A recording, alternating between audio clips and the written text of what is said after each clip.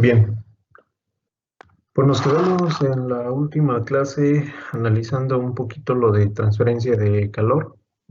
Mencionamos que, bueno, es un tipo de transferencia de energía donde la fuerza impulsora o el gradiente necesario para impulsar, valga la redundancia, pues este fenómeno que empiece a generar pues esa transferencia es un gradiente de temperatura. Si es una función diferencial. Si es un valor solamente como forma de incrementos, pues vamos a tomarlo como delta t. Delta t entre delta x, dependiendo de qué tipo de forma estemos utilizando, pues en la ecuación correspondiente. Esta diferencia de temperaturas, que a final de cuentas, bueno, se genera un flujo de calor para llegar a un estado de equilibrio después de cierto tiempo. Bueno, este flujo de calor es proporcional a la fuerza impulsora. Y la constante fenomenológica importante aquí, pues, es la conductividad térmica. Esa conductividad térmica, pues, es una propiedad es característica de cada tipo de material. Un acero, por ejemplo, tendrá un valor de conductividad térmica específico. Algún material cerámico, pues también tendrá un valor de conductividad térmica específico. Y en función de ese factor, pues bueno, ciertos materiales tendrán una mayor o menor capacidad de transferir calor. Siendo los materiales metálicos, pues aquellos que tienen conductividades térmicas más elevadas. Y ahora, ustedes se fijan en la ecuación que tenemos en la parte inferior, que es la ecuación de conductividad de Fourier. Si la diferencia de temperaturas o el gradiente de temperatura es grande, pues, ¿qué va a pasar con Q? El flujo de calor, pues, va a ser mayor. Si tenemos una diferencia, perdón, si tenemos un valor de K, una conductividad térmica, pues, alta, vamos a tener el mismo efecto, ¿no? El flujo de calor va a ser también más grande. Entonces, tanto el tipo de material en el cual se va a transferir el calor como la diferencia de temperaturas son importantes o las variables principales a considerar. No es lo mismo, por ejemplo, si tengo un café a 30 Celsius y la temperatura ambiente son 25 Celsius, pues es una diferencia solamente de 5 Celsius. No se establece un flujo de calor tan grande como en el caso de tener, pues, no sé, un café a 60 Celsius y la temperatura ambiente son 25 Celsius. Esa diferencia es mayor, el delta T, y entonces pues el valor de Q va a ser más elevado. Bien. Y bueno, parte de lo que vimos en la clase pasada es similar también a lo que vimos en transferencia de momentum. Tenemos 4 condiciones. La condición del inciso A es cuando, bueno, tenemos una pared, tenemos una placa de cierto espesor, un espesor delta X. Antes de que ocurra el fenómeno, el inciso A, las dos temperaturas de ambos lados de la placa pues son las mismas.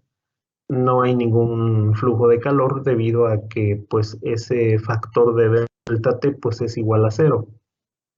En el inciso B se expone la pared a una fuente externa de calor del lado izquierdo, y al tener pues una fuente externa de calor vamos a tener una diferencia de temperaturas entre la placa o bueno, la pared en su cara del lado izquierdo y del lado derecho.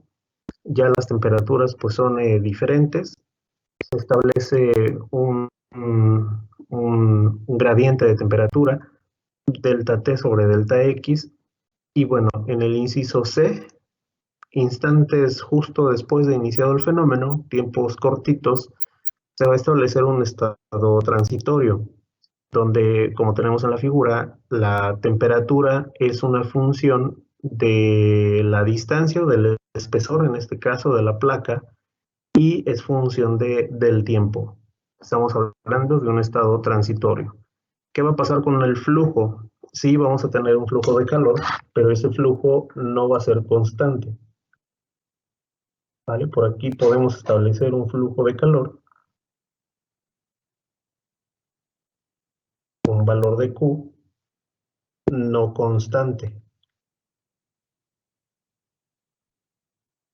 Quiere decir que en cada instante de tiempo ese valor de Q va a variar. ¿Y va a variar por qué razón? Porque las temperaturas no se van a distribuir de una forma lineal en el interior de esa pared.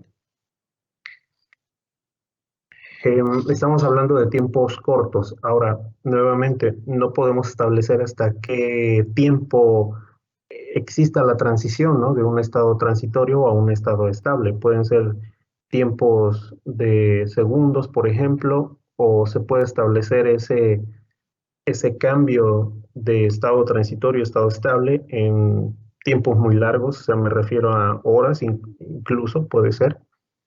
Por eso simplemente lo estamos mencionando de forma general como tiempos cortos para el estado transitorio y tiempos mayores o tiempos más largos para el estado estable, que es como lo que tenemos en el inciso D. Mucho tiempo después de iniciado el fenómeno, se establece un estado estable. La variable de tiempo ya en ese momento pues queda descartada. Solamente vamos a tener que ese perfil de temperatura es lineal y vamos a tener que esa temperatura depende solamente del espesor. Y vamos a tener un flujo de calor constante, un valor de Q constante.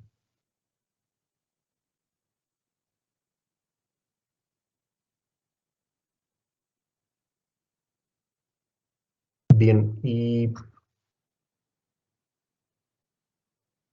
no es lo mismo, por ejemplo, pues también hablando del mismo material, imagínense un acero, ¿no? Un acero estructural de mismas características, ¿no? No es lo mismo tratar de transferir calor a través de una placa que tenga 20 milímetros de espesor, por ejemplo, a una más delgada que tenga 1 milímetro de espesor. Cuando las placas son más delgadas, pues es más fácil transferir calor a través de su volumen. Entonces, pues es un factor importante, en este caso también, el valor el espesor de la placa. Bien, estos apuntes ya los teníamos de la clase pasada. Voy a cambiar diapositiva. Y podemos poner que el flujo de calor, bueno, para el caso específico de la ecuación, donde teníamos Q es igual a menos K por la diferencial de temperatura respecto de X. En este caso, el flujo de calor va en dirección X, es lo que nos quiere decir esta ecuación.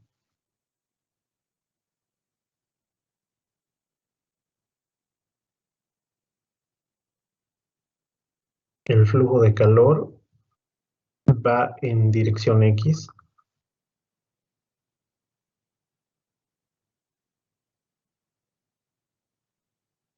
Como punto 2 podemos decir que el gradiente de temperatura pues es la fuerza impulsora.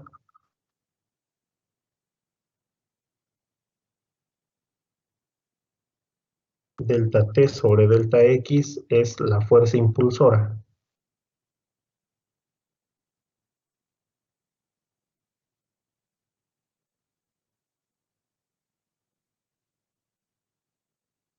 Y bueno, el número 3 podemos decir que K, en este caso, la conductividad térmica representa, bueno, más bien vamos a escribirlo, K representa la conductividad térmica de la pared.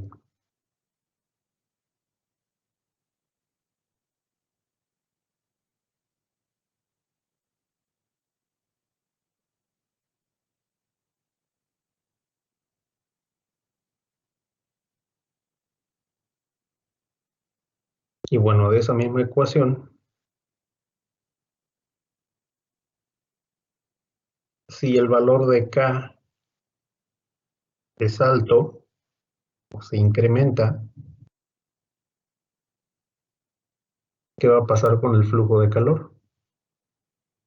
Pues ya lo habíamos mencionado un poquito, ¿no? Si el valor de K es más alto y este se va incrementando, pues vamos a establecer un flujo de calor también pues elevado.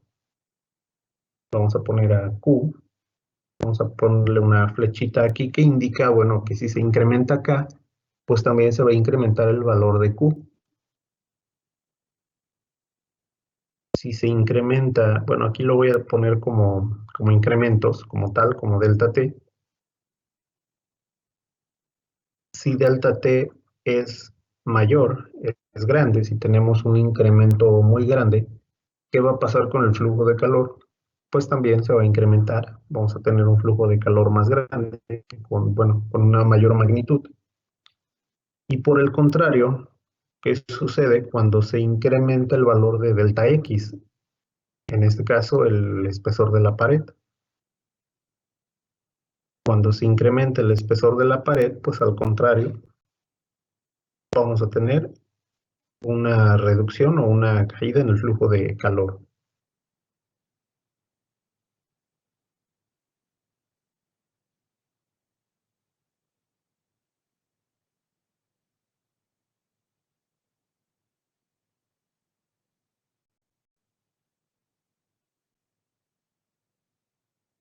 Y bueno, en la unidad 2 es donde vamos a ver transferencia de calor y nos vamos a enfocar a realizar cálculos de conductividad térmica, espesores de pared mínimos para que se establezca cierto flujo de calor. Y vamos a ver una ley de enfriamiento que predice cómo es la tasa de enfriamiento bajo ciertas condiciones bueno, de un cuerpo, ¿no? El enfriamiento de un cuerpo bajo ciertas condiciones. El caso más sencillo, bueno, tienen ustedes una placa metálica o una probeta metálica, la meten a un horno para hacer algún tratamiento térmico, tienen una temperatura, no sé, de 900 Celsius, por ejemplo, y ustedes quieren tratar de predecir si la sacan bueno, al ambiente, si la dejan enfriar al ambiente, cuánto tiempo es necesario para que se igualen las temperaturas, ¿no? Tanto del cuerpo como bueno, la temperatura ambiente, ¿no? Para que ese cuerpo llegue a la temperatura ambiente, cuánto tiempo es necesario. Y bueno, de ahí se pueden establecer algo importante para en algún momento, cuando ven pues tratamientos térmicos, pueden tratar en función de la temperatura del cuerpo, pues pueden tratar de predecir un tiempo, ¿no? Un tiempo de enfriamiento.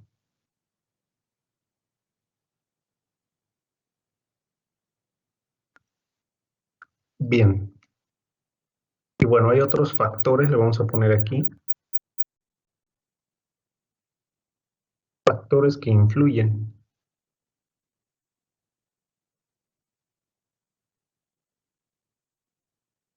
en la transferencia de calor.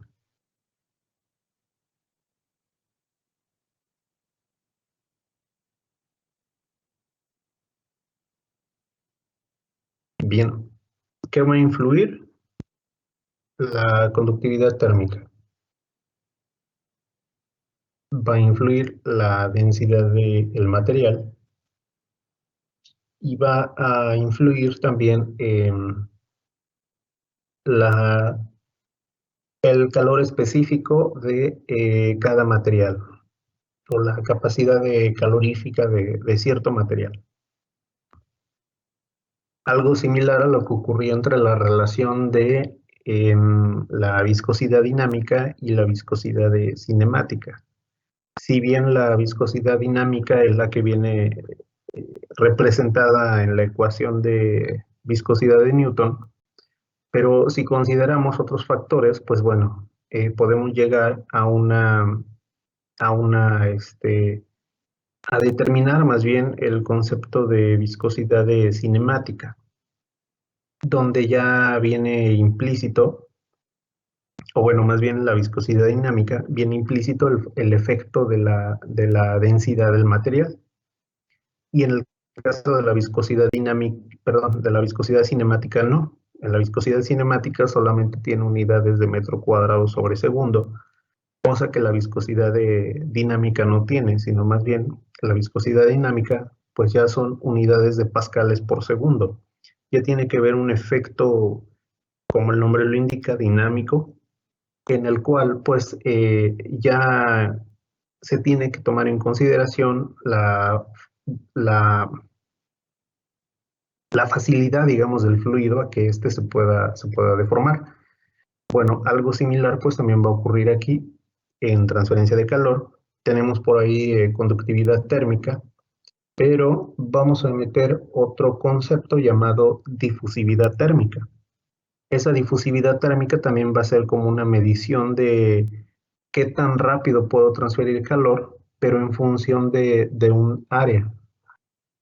Y bueno, vamos a escribirlo por aquí abajito. Primero que nada, pues K, ya lo conocemos, es conductividad térmica.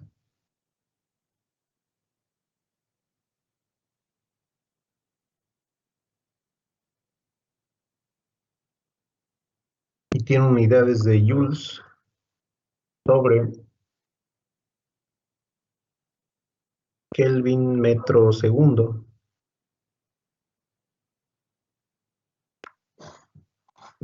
Kelvin metro segundo. Tenemos a Rho, que es la densidad. Y bueno, la densidad la vamos a manejar en kilogramos sobre metro cúbico.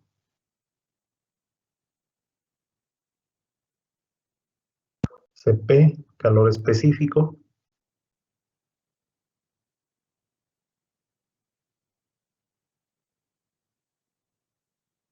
Lo vamos a manejar en unidades de joules sobre kilogramo Kelvin.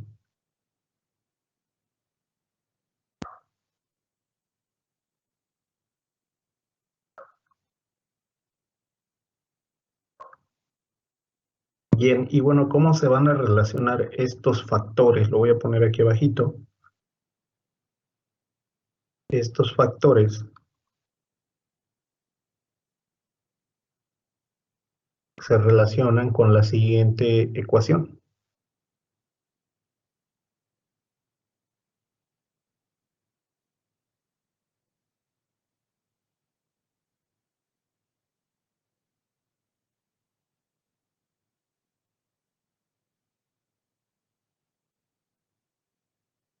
Alfa es igual a K dividido entre densidad. Y bueno, K dividido entre Cp.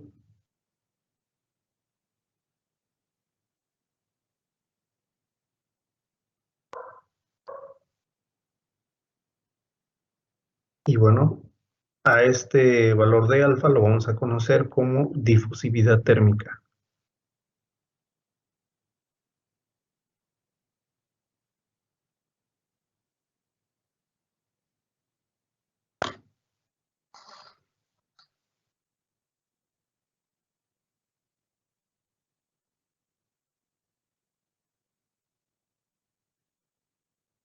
¿Me dicen cuándo puede cambiar, por favor?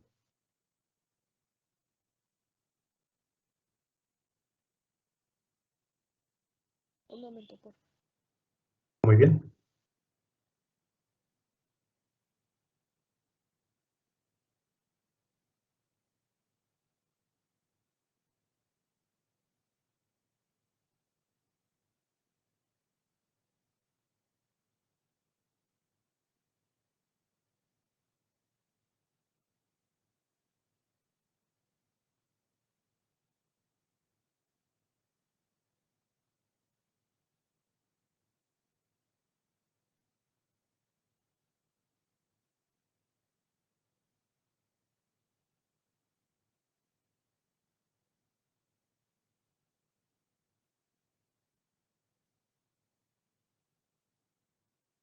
Gracias. Sí, de nada. Bien, voy a cambiar diapositiva.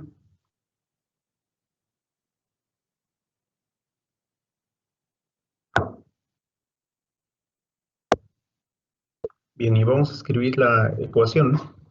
tenemos alfa, que es igual a K, dividido entre ρ, dividido entre Cp.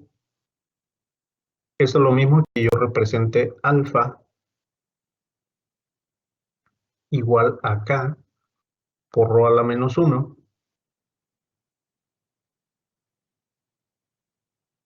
y por Cp a la menos 1. De tal forma que alfa va a ser igual, bueno, las unidades de K son joules, dividido entre Kelvin metro segundo,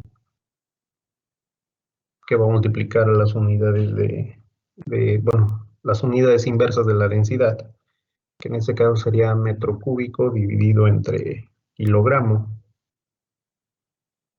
que va a multiplicar las unidades inversas de Cp, que son en este caso kilogramo Kelvin, dividido entre joules,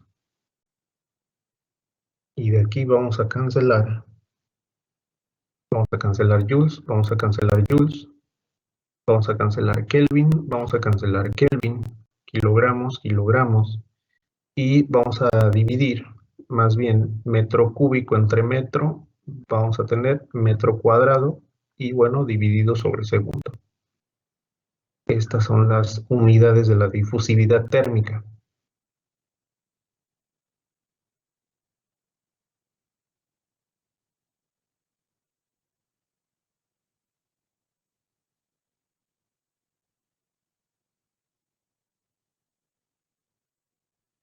Que prácticamente, pues estas unidades de difusividad térmica nos están hablando como bueno, más bien nos están indicando la velocidad de transferencia de calor, ¿sale? No en unidades de energía, sino más bien en unidades de área en función del tiempo, ¿sale? Cuánto calor, cuánta energía está siendo transferida en cierta área por esa unidad de tiempo.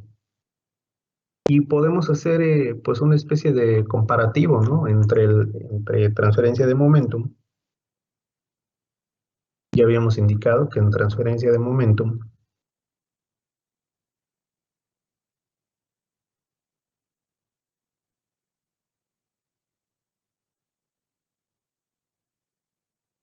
teníamos este factor V, que es la viscosidad cinemática,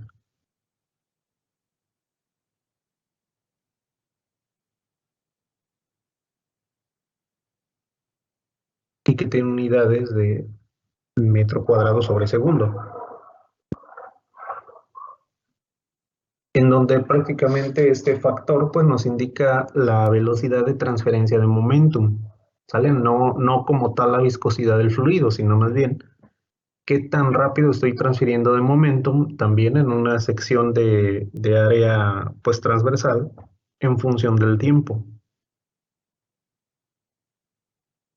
¿sale? Y recuerden que viscosidad dinámica es igual a la viscosidad cinemática por la densidad.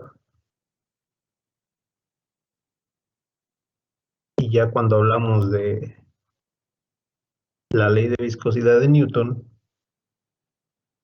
el esfuerzo cortante es igual a menos la viscosidad por la diferencial de velocidad respecto de X, ¿sale? Y bueno, en el valor de viscosidad, viscosidad dinámica, pues tenemos ahí implícito esta viscosidad cinemática multiplicada por la densidad del fluido. Y bueno, es muy similar, ¿no?, a lo que tenemos en este caso en transferencia de calor. Tenemos ahora transferencia de calor. Y estamos hablando de que pues la forma análoga a la viscosidad cinemática pues sería la difusividad térmica.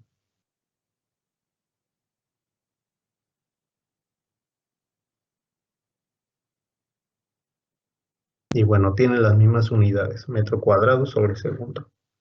Y estamos hablando de que, bueno, son análogos, no es que entre ellos exista bueno, son fenómenos que se pueden dar a cabo al mismo tiempo y esos valores de unidades metro cuadrado sobre segundo, respectivamente, pues indican la velocidad de transferencia de momentum a través del factor de viscosidad cinemática.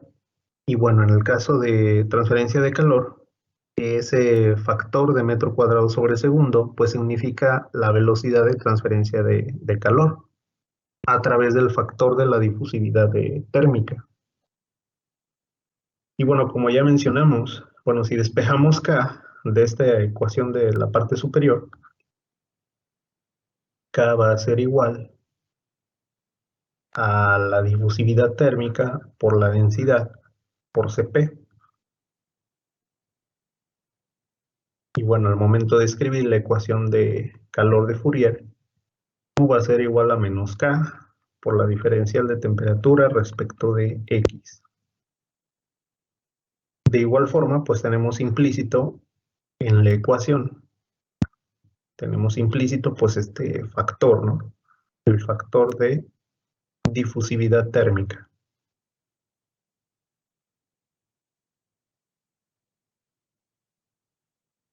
¿Sale? Y bueno, con esto, bueno, la intención es que observen que los sistemas pues son análogos.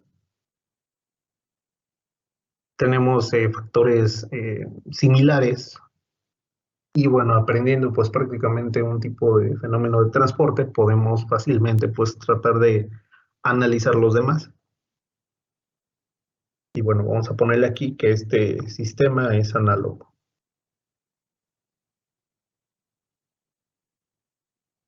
Sistema de transferencia de momentum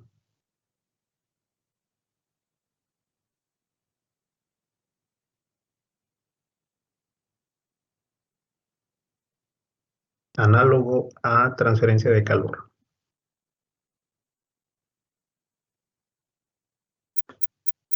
Y bueno, de igual forma, en la transferencia de masa, pues tendremos también un factor, una variable análoga a estas. En un momentito vamos a verla.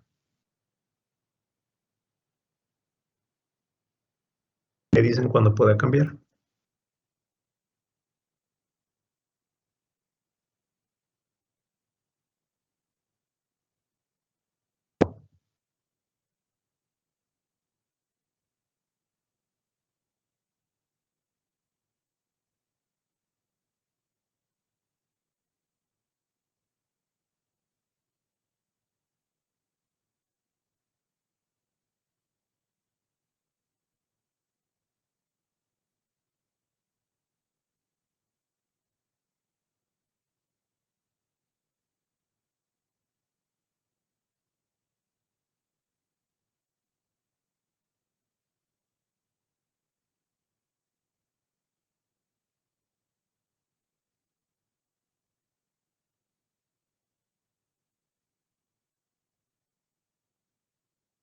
Ya.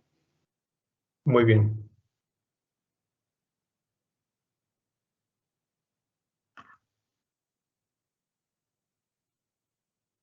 Bien, pues vamos con el último, que es la transferencia de masa.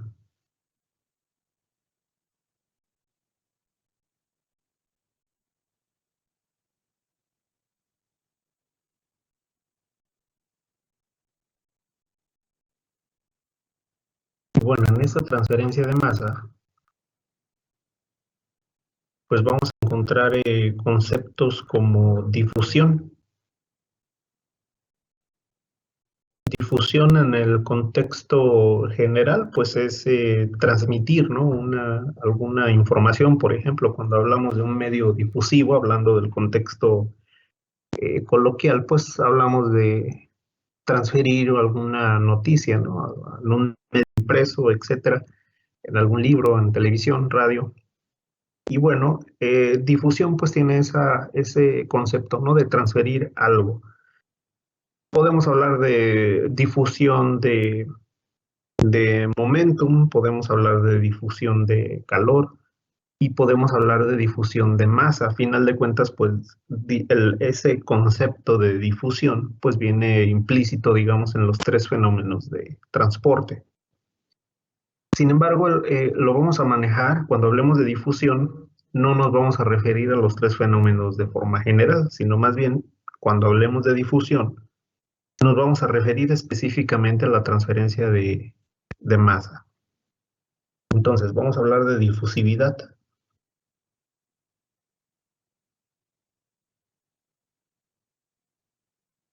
Y esta difusividad pues tiene que ver con la velocidad de transferencia de masa.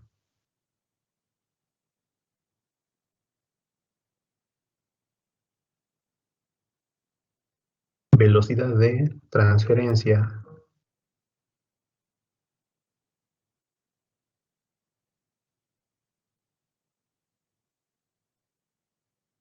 Velocidad de transferencia de masa, y esta transferencia de masa, pues bueno, viene definida por el efecto de movilidad atómica.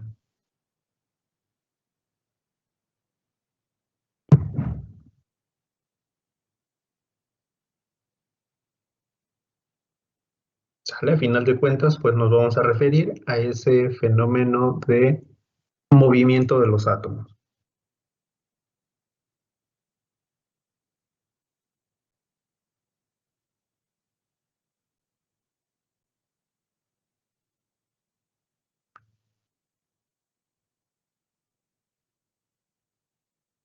Ok, déjenme ponerles una imagen, déjenme la copio. Voy a salir de la pantalla completa, se va a desactivar la pantalla.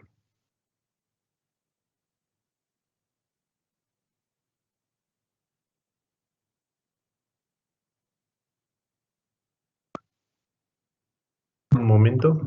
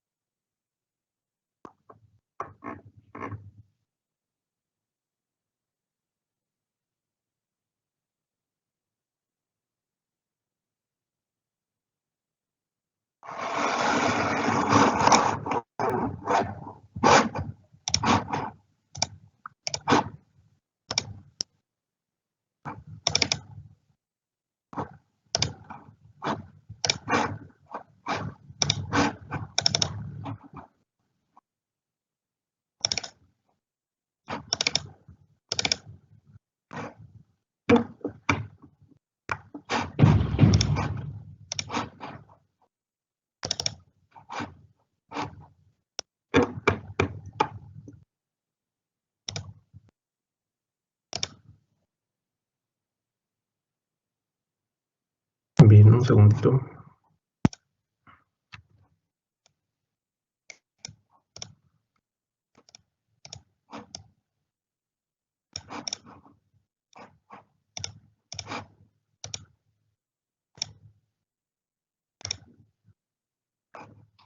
Listo, ya lo tienen en pantalla nuevamente. Sí. Ok. Sí, bueno, muy bien. Bien, en todos los fenómenos, o bueno, la mayoría de los fenómenos de metalurgia, pues está involucrado la movilidad atómica, desde el simple hecho de generar pues una aleación como tal, por ejemplo, tener el sistema hierro-carbono. El carbono, pues, el hierro más bien, pues tiene átomos grandes, tiene átomos de mayor tamaño en comparación con el carbono. El carbono fácilmente puede difundir entre los átomos de hierro a través de lo que conocemos una difusión intersticial, como la de la segunda figura, como la que voy a llamar aquí pues como figura 2. Entonces el carbono pues se puede mover a través de los átomos de hierro. Ahora, no es que los átomos de hierro estén tan separados en realidad, sino que tienen una pues distancia definida entre átomos de hierro. Y El carbono, pues lo que hace es tratar de empujar, ¿no? Digamos, como esos átomos de hierro, de tal forma que distorsionan pues la red o la estructura cristalina del hierro. Y eso ocasiona que pues este sistema empiece a endurecerse. Y bueno, el carbono pues puede difundir dependiendo de esa movilidad que tenga el carbono sobre el hierro, brindará la facilidad de generar cambios de microestructuras, brindará la posibilidad de que puedan generarse incluso compuestos en el interior, como son carburos bueno, carburos de elementos aleantes que endurecen todavía más al material. E incluso, pues en tratamientos de carburizado, cuando queremos endurecer pues alguna superficie, pues ese tratamiento se realiza a través de una atmósfera controlada, rica en carbono. El carbono, por una diferencia también de concentraciones, pues empieza a difundir al interior del hierro. Y todos esos fenómenos, pues a final de cuentas, están involucrados en una transferencia de masa. Por otro lado, tenemos difusiones que son por vacancias, como lo observamos en la figura 1.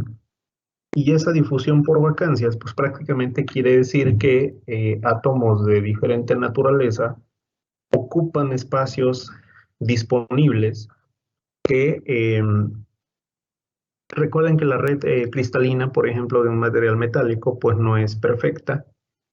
Hay espacios, hay vacancias, y entonces, pues átomos de distinta naturaleza, pues van a ocupar esas vacancias.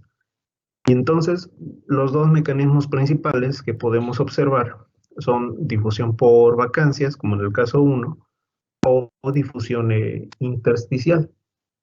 Este movimiento atómico, pues es lo que vamos a conocer como difusión, ¿sale? Es lo que vamos a conocer como difusión.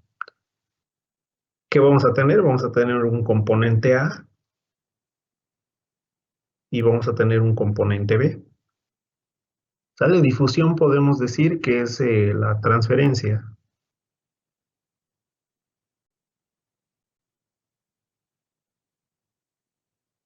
del componente a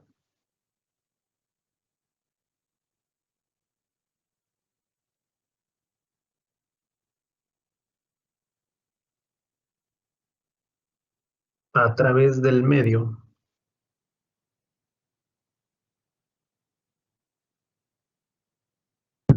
B. ¿Sale? Podemos decir que este átomo en rojo pues representa A y los átomos en azul representan B. ¿Sale? Transferencia del componente A de un átomo de A través del medio B.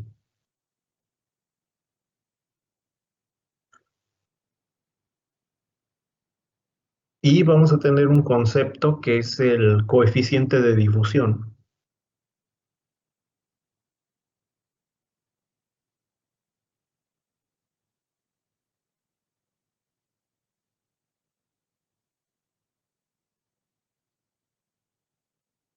Y este coeficiente de difusión, que lo vamos a designar con la letra D,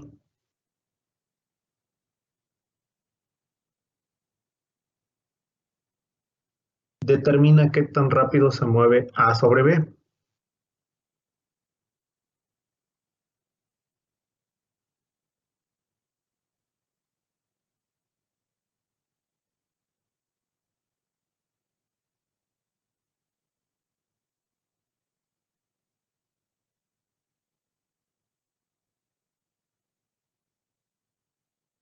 ¿Vale? Determina qué tan rápido se mueve A sobre B.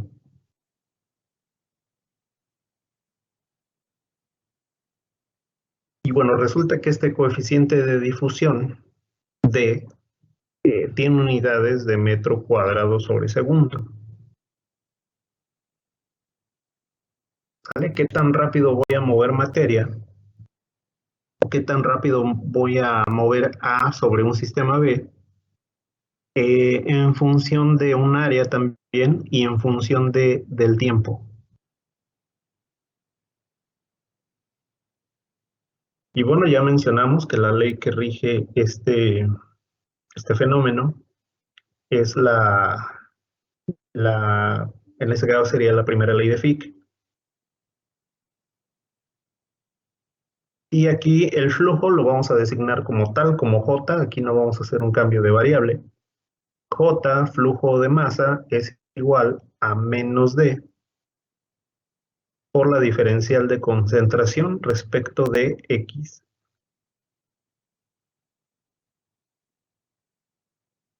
¿Sale? Y a esta ecuación le vamos a llamar primera ley de Fick.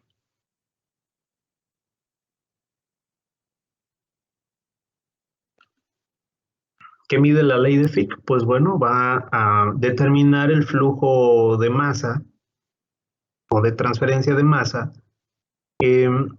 en función de una diferencia de concentraciones.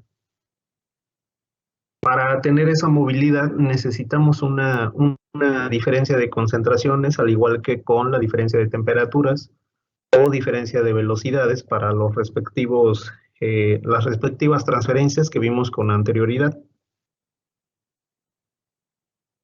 Si tenemos una alta concentración de carbono en la pared de un hierro, por ejemplo, pues como el mismo hierro no tiene carbono, se va a establecer pues una diferencia de concentraciones y por lo tanto para también obtener o alcanzar un equilibrio, el carbono difundirá en el hierro para compensar pues esa diferencia de concentraciones.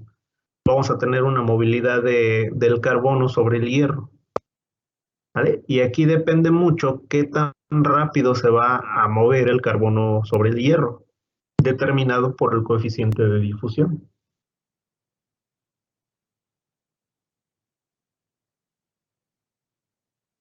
Bien, ¿alguna duda, alguna pregunta hasta aquí?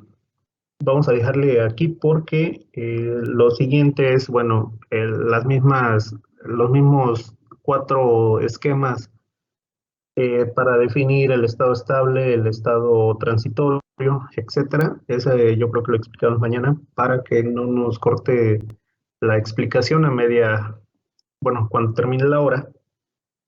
Prácticamente mañana estamos terminando la unidad 1, es una unidad muy corta realmente, para simplemente conocer los conceptos básicos de fenómenos de transporte. Vamos a retomar estos mismos a través de la unidad 2, 3 y 4, que son las más completas. Pues como terminamos la unidad 1, tenemos que evaluarla y bueno, yo creo que la siguiente semana podríamos realizar un examen correspondiente a esta unidad. Mañana nos ponemos de acuerdo qué día lo realizamos, pero ténganlo en mente, ¿no? Que ya la siguiente semana pues vamos a hacer una primera evaluación.